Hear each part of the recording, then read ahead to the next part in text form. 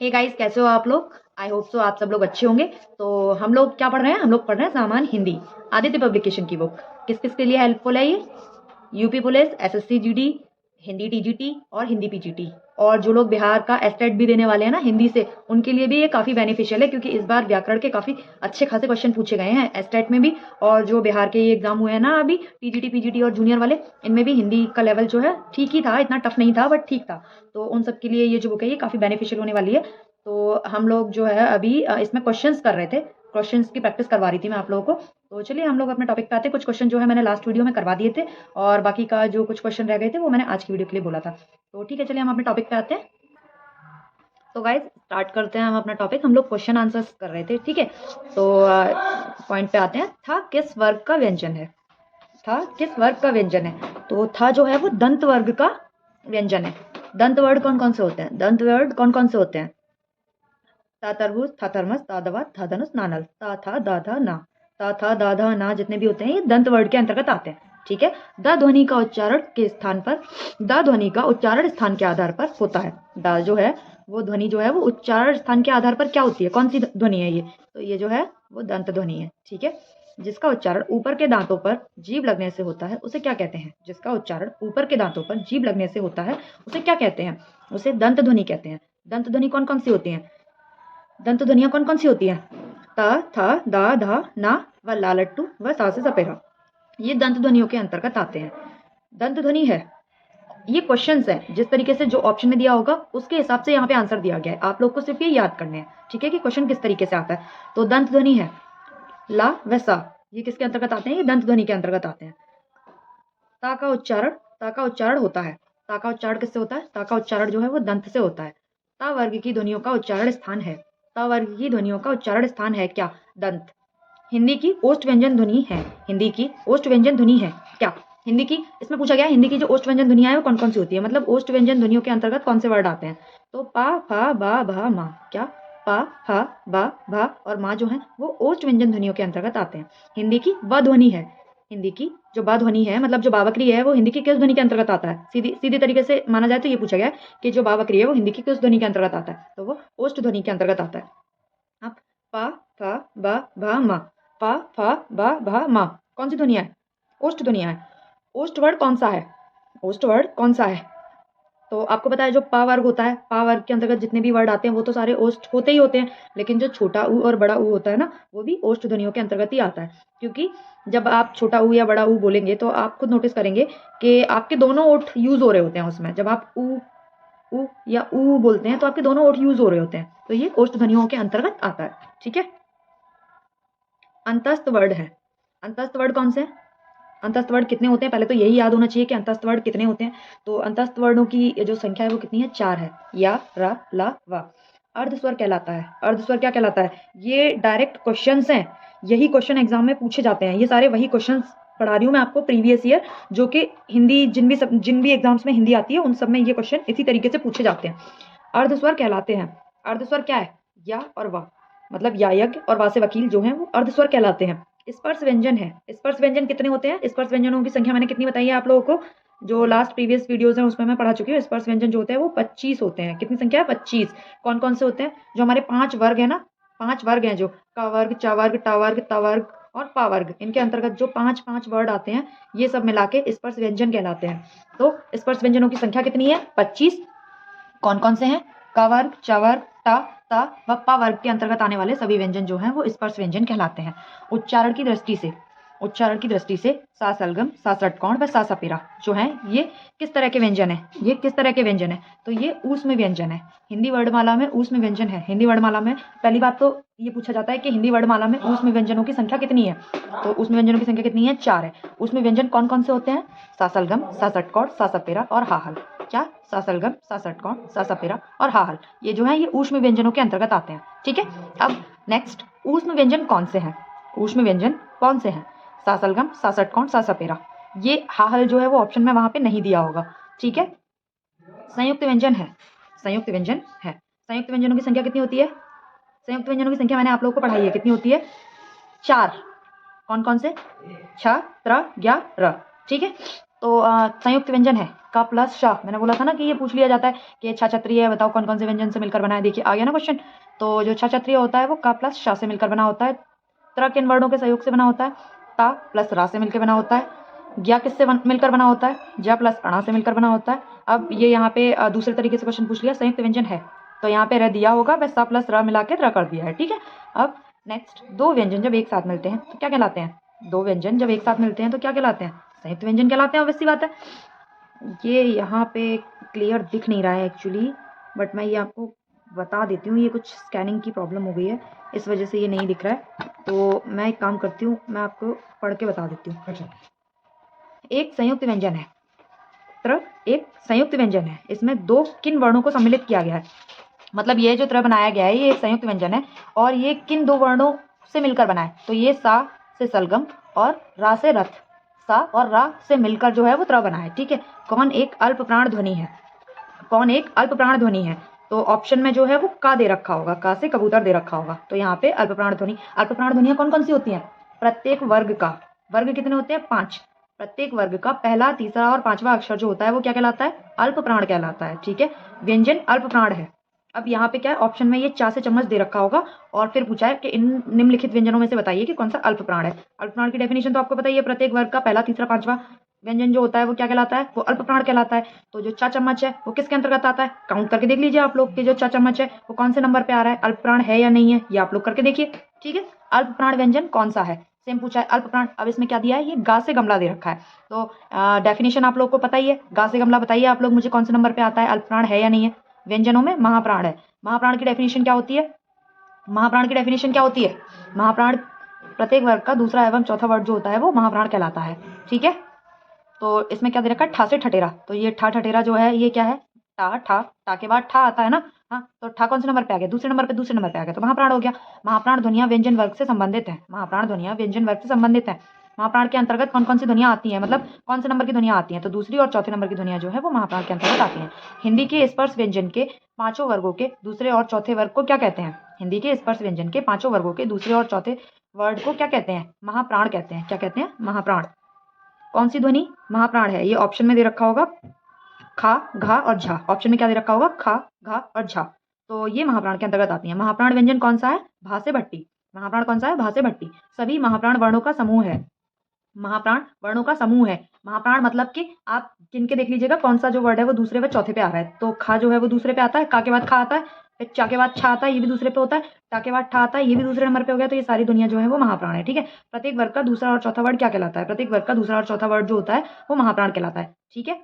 अब हम आ जाते हैं नेक्स्ट। शुद्ध कथन है। शुद्ध कथन है। हिंदी में ज्ञ का उच्चारण परंपरा से भिन्न हो गया है। हिंदी में ज्ञ का उच्चारण परंपरा से भिन्न हो गया है। विसर्ग कंठ वर्ड है। विसर्ग कंठ वर्ड है। अच्छा, संयुक्त व्यंजन है, ठीक है। ये ऑप्शन में दे रखे हैं ना क्वेश्चन, उस तरीके से यहाँ पे प्रिंट किया हुआ है जिस तरीके से ऑप्शन में दिया होता है। ध्वनियों में कौन सुमेलित है? ध्वनियों में कौन सुमेलित है? सुमेलित है का मतलब ये होता है कौन सा सही है। तो ये 4 ऑप्शन दे रखे होंगे जिसमें से 3 गलत होंगे, लेकिन सा जो है वो ऊष्म के अंतर्गत आता है। सा किसके अंतर्गत आता है? सा जो है वो ऊष्म ध्वनियों के अंतर्गत आता है, तो इस वजह से सा जो है वो सही है। अघोष वर्ड है। अघोष वर्ड कौन से होते हैं? पहले तो आप लोग मुझे ये बता दीजिए कि अघोष वर्ड, अघोष की डेफिनेशन क्या होती है। अगर आप लोग को अघोष की डेफिनेशन पता होगी तो ही आप मुझे बता पाएंगे कि अघोष वर्ड कौन कौन से होते हैं। अघोष वर्ड की डेफिनेशन है प्रत्येक वर्ग का पहला और दूसरा, प्रत्येक वर्ग का पहला और दूसरा जो वर्ड होता है वो अघोष कहलाता है। क्या? प्रत्येक वर्ग का पहला और दूसरा वर्ड अघोष कहलाता है। अब देखो ये सभी वर्गों के पहले और दूसरे वर्ड हैं या नहीं है, आप लोग खुद से चेक कर लो। का, खा पहला दूसरा है, का वर्ग का। चा, छा दूसरा है, सेकंड वर्ग का। फिर उसके बाद टा, ठा तीसरा है, मूर्धा का। ता, था चौथा है। इसी तरीके से ये सारे जो हैं ये पहले दूसरे दे रखे हैं। अब अघोष वर्डों के अंतर्गत सासलगम, सासठ कौड़ व सासापेरा। सासलगम, सासठ कौड़ व सासापेरा ये तो आते ही आते हैं। ये 3 अलग से ऐड करे जाते हैं कि ये 3 अघोष के अंतर्गत आते ही हैं और प्रत्येक वर्ग का पहला और जो दूसरा वर्ड होता है वो अघोष कहलाता है, ठीक है। अघोष वर्ड कौन सा है? तो जो सासापेरा है वो अघोष वर्ड है। नेक्स्ट, इसमें भी यही पूछा है अघोष वर्ड कौन सा है? अघोष वर्ड कौन सा है? तो पा पतंग अघोष होता है क्योंकि पा और फा पहला और दूसरा, वर्ग का पहला और दूसरा। कौन सा वर्ड अघोष है? कौन सा वर्ड अघोष है? अघोष की डेफिनेशन प्रत्येक वर्ग का पहला दूसरा, तो चा चम्मच जो है वो पहला है। कौन सा वर्ड अघोष है? प्रत्येक वर्ग का पहला दूसरा, प्रत्येक वर्ग का पहला दूसरा डेफिनेशन है, तो का जो है वो किसके अंतर्गत आता है? का वर्ग का पहला होता है। सघोष वर्ड है, सघोष वर्ड, सघोष की डेफिनेशन क्या होती है? प्रत्येक वर्ग का तीसरा चौथा पांचवा सघोष वर्ड के अंतर्गत आते हैं। प्रत्येक वर्ग का तीसरा चौथा पांचवा सघोष वर्ड के अंतर्गत, सघोष वर्ड के अंतर्गत आते हैं। अंतस्थ, अंतस्थ कौन कौन से होते हैं? यारा लावा, बताए थे ना अंतस्थ कितने होते हैं? अंतस्थ 4 होते हैं। कौन कौन से होते हैं? यारा लावा, ठीक है। और हाहल, सभी स्वर, सभी स्वर सघोष के अंतर्गत जितने भी स्वर हैं वो सभी स्वर भी आते हैं, ठीक है। स्वर कितने हैं? 11 स्वर है ना हमारे, तो जो 11 स्वर हैं वो तो सारे सघोष के अंतर्गत आते ही आते हैं। उसके अलावा प्रत्येक वर्ग का तीसरा चौथा पांचवा वर्ड और सारे अंतस्थ वर्ड, सारे अंतस्थ वर्ड यारा लावा और हाहल, ये सभी सघोष वर्ड के अंतर्गत आते हैं। ये याद रखने वाली बातें हैं, ये आपको याद रखनी पड़ेंगी। घोष वर्ड कौन सा है? घोष वर्ड कौन सा है? तो घोष वर्ड, घोष, घोष और जो सघोष होता है उसका एक ही मतलब होता है। घोष और सघोष एक ही चीज है। तो घोष वर्ड कौन सा है? जा, ये जा जहाज जो दे रखा है ना, ये घोष वर्ड है, ठीक है। क्या है? जा जहाज जो है वो घोष वर्ड के अंतर्गत आ रहा है, ठीक है। नेक्स्ट, सघोष वर्ड कौन सा है? सघोष वर्ड कौन सा है? बासे बकरी जो है ये सघोष वर्ड के अंतर्गत आ रहा है। अयोगवा कहा जाता है। अयोगवा किसे कहा जाता है? बताया था अयोगवा किसे कहा जाता है। अयोगवाओं की संख्या कितनी है? तो अयोगवा जो है वो किसे कहा जाता है? वो, पहली बात, अयोगवाओं की जो संख्या है वो कितनी है? वो 2 है। और अयोगवा कौन कौन से हैं? अनुस्वार व विसर्ग। कौन कौन से हैं? अनुस्वार व विसर्ग। अनुस्वार क्या है? एक बिंदी का लगा होना। विसर्ग क्या है? किसी भी वर्ड के पीछे 2 बिंदी का लगा होना। किसी वर्ड के ऊपर 1 बिंदी का लगा होना अनुस्वार है, और किसी वर्ड के पीछे 2 बिंदुओं का लगा होना क्या है? विसर्ग है, ठीक है। इन्हें अयोगवा कहा जाता है। हिंदी भाषा की कुल वर्ड लिपियां कितनी है? हिंदी भाषा में कुल कितनी वर्ड लिपियां हैं? मतलब हिंदी भाषा में कुल कितने वर्ड हैं? 52 वर्ड है। जिन ध्वनियों की गणना ना स्वर में की जाती है ना व्यंजन में की जाती है उन्हें क्या कहते हैं? ऐसे वर्ड, भाई स्वर कितने हैं? 11, व्यंजन कितने हैं? 33। अब इनके अलावा जो ना स्वर में गिने जाए ना व्यंजन में गिने जाए वो, उन्हें क्या कहा जाता है? उन्हें अयोगवाह कहा जाता है। ये डेफिनेशन है, एग्जाम में डायरेक्ट पूछी जाती है, आप लोगों को इसको याद करना है, ठीक है। ऐसी कौन सी 2 मात्राएं हैं जिनका प्रयोग तो किया जाता है किंतु उनका समावेश स्वर में नहीं किया जाता है? आ गया वही क्वेश्चन घूम के दोबारा। ऐसी कौन सी 2 मात्राएं हैं जिनका प्रयोग तो किया जाता है किंतु उनका समावेश स्वर में नहीं किया जाता है? कौन सी है वो? छोटी अंग और बड़ी अंग। इन्हें क्या कहा जाता है? अयोगवाह। अयोगवाहों की संख्या क्या है? अयोगवाहों की संख्या क्या है? 2। मैं आप लोगों को बहुत सारे क्वेश्चन ऐसे ही रिवाइज करवा देती हूँ। एक क्वेश्चन के साथ साथ ही मैं आप लोगों को पता नहीं 3 से 4 क्वेश्चन तो ऐसे ही रिवाइज करवा देती हूँ। जो मैं बोल रही हूँ ना, अगर वो भी आप लोग माइंड में रख लेंगे ना तो बहुत सारे क्वेश्चन में आपको हेल्प हो जाएगी। ये जब मैं अभी आगे आपको प्रैक्टिस सेट लगवाऊंगी ना उसमें आपको पता चलेगा। आप उसमें देखिएगा कि कितने सारे क्वेश्चन ऐसे ही हैं जो एक क्वेश्चन में से मैं आपको रिवाइज करवा रही हूँ। वह वर्ड है, वह वर्ड है, कौन सा वर्ड है? दंतोष्ठ। कौन सा है? दंतोष्ठ। वाह को बोलने के लिए हमें दांत और ओठ दोनों का प्रयोग करना पड़ता है। प्रसन्नता शब्द में ध्वनि है। प्रसन्नता शब्द में ध्वनि है। ये क्वेश्चन नया है, ये जो क्वेश्चन है ये हमने ऊपर नहीं पढ़ा है, तो इसको मैं आगे डिटेल में पढ़ाऊंगी। अभी आप लोग सिर्फ थोड़ा सा इसको याद कर लीजिए या फिर देख लीजिए, बाकी जो पूरा है वो मैं आपको नीचे पढ़ाऊंगी नेक्स्ट वीडियो में। प्रसन्नता शब्द में ध्वनि है, कौन सी है? युग्मक ध्वनि है। उच्चारण की दृष्टि से वह ध्वनि है। उच्चारण की दृष्टि से वह ध्वनि कौन सी है?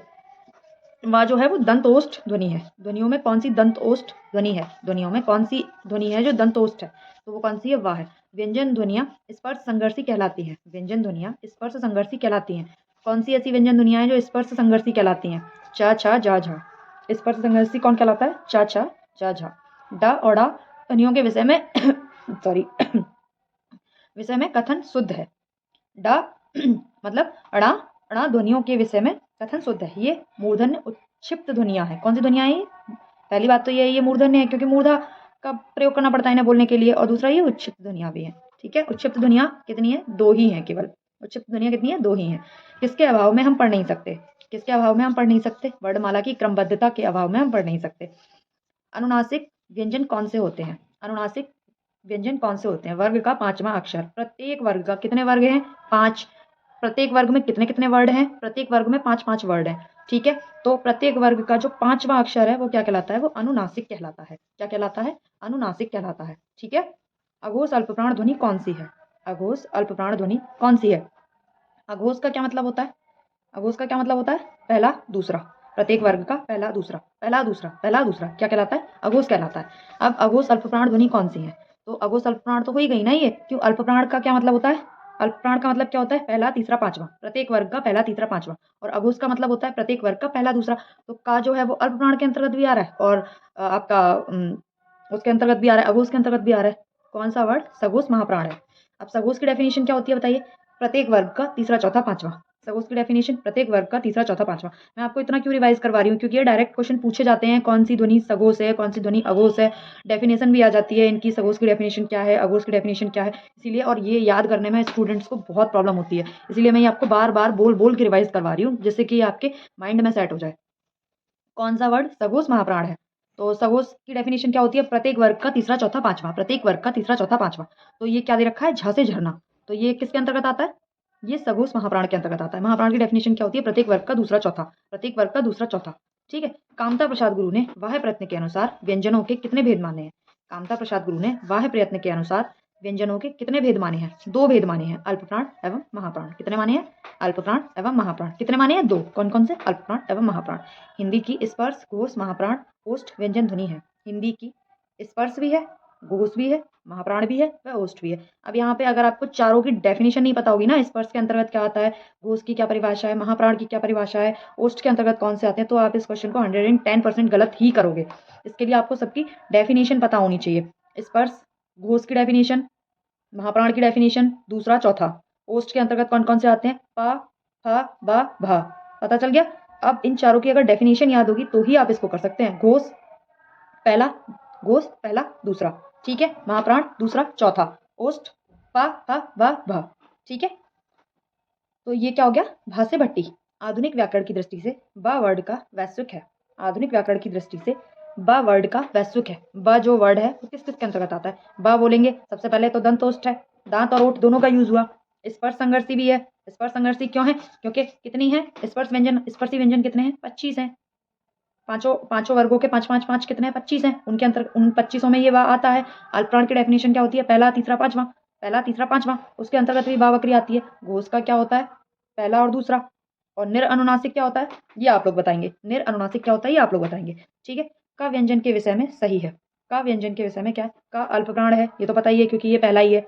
अल्पप्राण की डेफिनेशन हो गई। अघोष है, अघोष है क्योंकि अघोष में भी आपका पहला और दूसरा आते हैं। स्पर्शी है क्योंकि स्पर्शी में जो है वो आपके 25 वर्ड आते हैं। 25 में से का तो सबसे पहले ही आता है, और कंठ ध्वनि तो है ही। तो ये चारों जो हैं वो का के विषय में बिल्कुल सही है।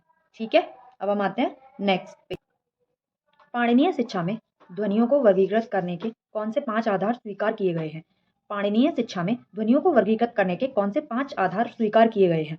स्वर, काल, स्थान, प्रयत्न, अनुप्रदान। स्वर, काल, स्थान, प्रयत्न, अनुप्रदान। र प्लस माँ का रूप होता है। र प्लस माँ का रूप है क्या? माँ के ऊपर रा उड़ा हुआ। माँ के ऊपर रा उड़ा हुआ। ये डायरेक्ट क्वेश्चन पूछा गया है टीजीटी पीजीटी में, तो ये आप लोग याद कर लीजिएगा। कौन सी देवनागरी लिपि की वर्ण ध्वनि नहीं है? कौन सी देवनागरी लिपि की वर्ण ध्वनि नहीं है? तो जो ग्रीवा ध्वनि है वो देवनागरी लिपि की वर्ण ध्वनि नहीं है। व का उच्चारण स्थान है। व का उच्चारण स्थान है क्या? दंत ओष्ठ। दांत और ओठ दोनों का प्रयोग किया जाता है व को बोलने में। जीवा की नोक जब ऊपर के दांतों की पंक्ति के सामने वाले दांत के ऊपरी हिस्से के संपर्क में आकर वायु के प्रभाव को अवरुद्ध करती है, ऐसे उच्चारण स्थान को हम क्या कहते हैं? वत्स कहते हैं। क्या कहते हैं? वत्स कहते हैं। दंतोष्ठ ध्वनि कौन सी है? व। प्रा पूर्ण वर्ड है। जो प्रा हमने लिखा है उसका पूर्ण वर्ड क्या होगा? रा। कैसे? कैसे? पा प्लस रा। पा प्लस रा इक्वल प्रा। ये क्वेश्चन बहुत इंपॉर्टेंट है, अक्सर पूछा जाता है, क्योंकि बहुत से बच्चे क्या करते हैं इसमें जो है वो जो ये नीचे वाला रा दे रखा है ना, इसको लगा देते हैं। ऑप्शन में ये भी दिया होता है, तो बहुत से बच्चे इसको लगा देते हैं, लेकिन इसको नहीं लगाना होता है। हमेशा जो पूरा रा होता है ना, वही इसका पूर्ण वर्ड होता है, क्योंकि वर्ड क्या है उसने वर्ड पूछा, वर्डमाला के अंतर्गत रारथ कैसे लिखा जाता है, तो पूर्ण वर्ड यही है। ठीक है। जब एक ही ध्वनि का द्वित्व हो जाए तब वह क्या कहलाता है? जब एक ही ध्वनि का द्वित्व हो जाए, तो एक ही ध्वनि का द्वित्व हो जाए तो वह क्या कहलाता है? युग्मक ध्वनियां कहलाती हैं। क्या कहलाती हैं? युग्मक ध्वनियां कहलाती हैं। कौन सा व्यंजन स्पर्श संघर्षी है? कौन सा व्यंजन स्पर्श संघर्षी है? तो बताया था ना, जो 4 व्यंजन 5 व्यंजन सॉरी 4 व्यंजन जो थे वो स्पर्श संघर्षी थे, तो उसमें से आपका जा जो है वो स्पर्श संघर्षी है। ठीक है। सभी स्पर्श व्यंजन में व्यंजन कौन से समूह में है? सभी स्पर्श व्यंजन कौन से समूह में है? का, च, प, द। का, च, प, द। कौन सा व्यंजन संघर्षी है? हा से हल जो है वो संघर्षी है। रा का विवरण है। रा का विवरण है। रा जो है वो वत्स के अंतर्गत भी आता है, लुंठित भी है, सघोष भी है, अल्पप्राण भी है। सघोष भी है और अल्पप्राण भी है। ठीक है। कौन सा व्यंजन पार्श्विक है? कौन सा व्यंजन पार्श्विक है? तो जो लास्ट लट्टू है वो पार्श्विक है। सभी व्यंजन कंठ ध्वनि, अघोष और महाप्राण ध्वनि है। ये खा पे जो है ये इन सभी की डेफिनेशन अप्लाई हो रही है। स्पर्श खा जो है वो स्पर्श व्यंजन भी है, कंठ ध्वनि में भी आता है, अघोष भी है और महाप्राण भी है। इनकी सबकी आपको जब तक डेफिनेशन याद नहीं होगी तब तक आप नहीं बता पाएंगे कौन सी कंठ ध्वनि है, कौन सा अघोष है, कौन सा महाप्राण है, कौन सा स्पर्श व्यंजन है। इसीलिए इन सबकी आपको डेफिनेशन जैसे मैंने पढ़ाई है वैसे आपको याद करनी ही पड़ेगी। स्वर तंत्रियों के आधार पर व्यंजनों को कितने भागों में बांटा गया है? स्वर तंत्रियों के आधार पर व्यंजनों को 2 भागों में बांटा गया है, घोष एवं अघोष। घोष स्वर तंत्रियों के आधार पर व्यंजनों को कितने भागों में बांटा गया है? स्वर तंत्रियों के आधार पर व्यंजनों को कितने वर्गों में बांटा गया है? 2 वर्गों में बांटा गया है, घोष और अघोष। ठीक है। हिंदी वर्णमाला में छ से डा के ठीक बीच में कौन सा अक्षर है? हिंदी वर्णमाला में छ से डा के बीच में कौन सा अक्षर है? तो ण। कौन सा है? ण। ठीक है। ये तो जब तक वर्णमाला याद नहीं होगी तब तक वैसे ही नहीं बता पाएंगे, तो इसके लिए तो आपको वर्णमाला याद करनी पड़ेगी। अंतस्थ और ऊष्म वर्ण है, अंतस्थ और ऊष्म वर्ण है, ये भी मैंने याद करवाए हैं, इनकी संख्याएं भी मैंने आपको याद करवाई हैं। अंतस्थ व्यंजन कितने होते हैं? 4। ऊष्म व्यंजन कितने होते हैं? 4। कौन कौन से? अंतस्थ होते हैं या, रा, ला, वा, और आपके ऊष्म होते हैं सा, तीनों सा, सा सलगम, सा षटकोण, सा सपेरा, हा हा। ठीक है। ये आपके जो होते हैं वो ऊष्म वर्ण है। टोटल इनकी संख्या कितनी हो गई? 8। हिंदी शब्दकोश में का के बाद कौन सा व्यंजन दिखाई देता है? हिंदी शब्दकोश में का के बाद कौन सा व्यंजन दिखाई देता है? तो छ से क्षत्रिय। क्यों? क्योंकि ये एक संयुक्त व्यंजन है और का से ही जुड़कर ये बना हुआ है। तो नेक्स्ट, काकल्य वर्ड कौन सा है? ये याद करने वाली बात है कि काकल्य वर्ड कौन सा है। तो जो हा है वो काकल्य वर्ड है। कौन सा वर्ड है? हा काकल्य वर्ड है। उच्चारण की दृष्टि से संबल ध्वनि का कौन सा वर्गीकरण है? उच्चारण की दृष्टि से संबल ध्वनि का कौन सा वर्गीकरण है? तो संप्रक्त ध्वनि जो है वो उच्चारण की दृष्टि से संबल ध्वनि के अंतर्गत आती है। प्रत्येक शब्द की वर्तनी के सभी वर्णों को उसी क्रम में अलग अलग दिखाना क्या कहलाता है? प्रत्येक शब्द की जो वर्तनी है उसके सभी वर्णों को उसी के क्रम में अलग अलग तरीके से दिखाना क्या कहलाता है? वर्ण विच्छेद कहलाता है। वह जो है वो कौन सा व्यंजन है? और नॉर्मल सी बात है कि अंतस्थ है। क्यों? या, रा, ला, वा, या, रा, ला, वा क्या है? अंतस्थ है। 4 होते हैं अंतस्थ। पार्श्विक ध्वनि कौन सी है? पार्श्विक ध्वनि कौन सी है? तो जो ला से लट्टू है वो पार्श्विक ध्वनि के अंतर्गत आता है। ये जो अणा है इन्हें क्या कहा जाता है? विकसित वर्ड कहा जाता है। क्यों कहा जाता है इन्हें विकसित वर्ड? क्योंकि इनके नीचे ये जो बिंदी लगी है ना, डाडमरू और ढाढक्कन के नीचे जो ये बिंदी लगी है, इन बिंदियों को लगाकर ही इनका विकास किया गया है, इसीलिए इन्हें विकसित वर्ड कहा जाता है। चा, छा, जा, झा उदाहरण है किसके? स्पर्शी संघर्षी व्यंजन के। चा, छा, जा, झा जो उदाहरण है वो किसके उदाहरण है? स्पर्शी संघर्षी व्यंजन के। पक्षी में कितने वर्ड होते हैं? पक्षी में कितने वर्ड है? पक्षी में कितने वर्ड है? 3 है। क्यों? क्योंकि जो पा तो एक है ही है। अब ये जो छा है ये किससे बना है? जो छा है वो संयुक्त व्यंजन है। संयुक्त व्यंजन है तो ये 2 व्यंजनों से मिलकर बना है। तो 2 व्यंजन छा के हो गए, 1 व्यंजन पा का हो गया। इन्हें मिला के कितने हो गए? 3 व्यंजन हो गए। वर्णों के भेद, वर्णों के कितने भेद हैं? वर्णों के 2 भेद हैं। वर्णों के कितने भेद हैं? वर्णों के 2 भेद हैं। कौन कौन से भेद हैं? स्वर एवं व्यंजन। हिंदी शब्दकोश में छ का क्रम किस वर्ड के बाद आता है? तो हिंदी शब्दकोश में जो छ का क्रम आता है वो किस वर्ड के बाद आता है? वो का के बाद आता है। निम्न शब्द में र व्यंजन है। निम्न शब्द में र व्यंजन है। मात्र मूर्धा क्रम। मात्र मूर्धा क्रम। सही कथन है। या और वह ध्वनियां अर्ध स्वर कहलाती हैं। सही कथन है मतलब कि ये ऑप्शन में पूछा गया होगा क्वेश्चन कि या और वह जो ध्वनियां हैं वो अर्ध ध्वनियां हैं या नहीं है। तो या और वह जो है वो अर्ध ध्वनियां हैं, तो ये जो क्वेश्चन है वो सही है। ठीक है। तो आज हम यहीं तक पढ़ेंगे। उसके बाद जो बाकी के जो क्वेश्चन है वो हम नेक्स्ट वीडियो में जो है वो लगाएंगे, क्योंकि और क्वेश्चंस की आप लोग टेंशन मत लीजिए, क्योंकि इसके मेरे पास काफ़ी सारे क्वेश्चन है, करीब 300 से 400 क्वेश्चन ऐसे हैं जिनकी मैं बहुत अच्छे से प्रैक्टिस करवाऊंगी। तो आज केवल यहीं तक आप लोग इसको अच्छे से रिवाइज करिए, इसको याद करिए। बाकी का जो बाकी के बचे हुए क्वेश्चन है वो हम नेक्स्ट वीडियो में रिवाइज करेंगे। तो अगर आपको वीडियो अच्छी लगी हो तो लाइक करिएगा और चैनल को सब्सक्राइब करिएगा और इस वीडियो को ज़्यादा से ज़्यादा लोगों तक शेयर करिए, जिससे कि जो भी स्टूडेंट ऐसे हैं जो हिंदी का रिवीजन अच्छे से करना चाहते हैं तो वो हिंदी का रिवीजन कर सकते हैं। ठीक है। Okay, thank you.